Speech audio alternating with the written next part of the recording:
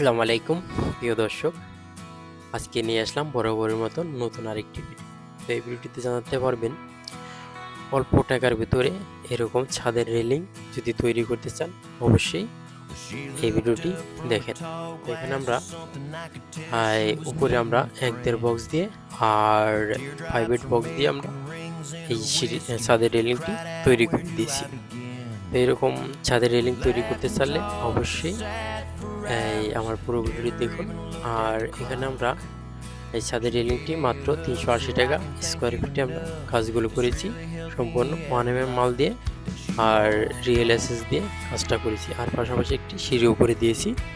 তো এই সিঁড়িটি আমরা নিচে রাউন্ড আর উপরে স্ট্রেট। তো এই সিঁড়িটি আমরা ব্যবহার করেছি 1-1.5 বক্স আর খুঁটিগুলো 1-1.5 বক্স দিয়ে সিঁড়িটি তৈরি করে দিয়েছি।